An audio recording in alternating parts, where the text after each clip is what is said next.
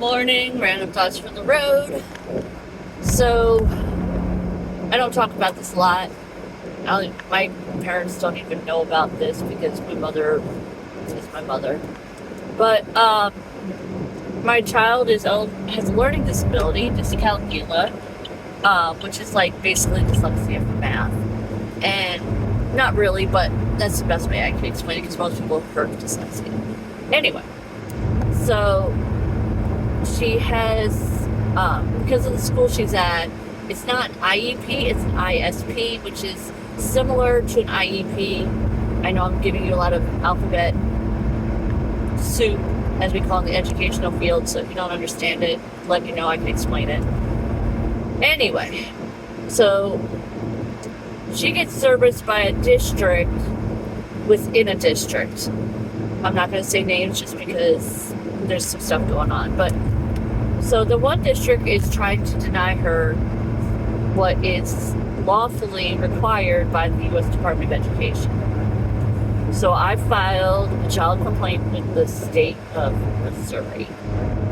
And unfortunately, the state of Missouri sided with this school, both school districts. Again, school district within a school district. So now I have to appeal. And it's going to cost money. It shouldn't be that hard to provide students, and I see it in my own school district, but when it affects your own child, then you definitely have to step up. I can't say much when I'm teaching because it's my job. I do what I'm legally obligated to do. But when it's your own child and you see someone not doing what they are legally obligated to do, then I have to step up. I pay my tax money. I pay for these school districts.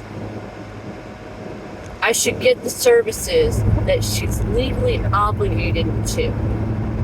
It's not like I'm asking them to go outside of what she needs. I'm asking them to provide the services she needs, which is on paper that she needs these things. And it's a whole battle, but it's just, why would they rather spend money in court and on lawyers than actually doing what's right? Yes, educating special needs students, and she's going to be considered labeled a special needs student, a special education student, because of a learning disability. And that's what some people don't understand. Special ed is not a bad label. Some people are like, oh, your kid's retarded, dumb, and I've heard it all. No, it's because they're lacking something in their brain that makes them think differently, and they need the tools to function as a student. It's not like we're asking them to do something. We're asking them to provide the resources for her to succeed in school. She needs help understanding how to deal with this disability because it's not going away. So teach her how to work with this disability. That's all we're asking. And that's what's part of the paperwork and stuff like that. It's just very frustrating. And I can't imagine being a parent going through it without an educational background. Now, granted, my educational background is not special education. It is a music education. But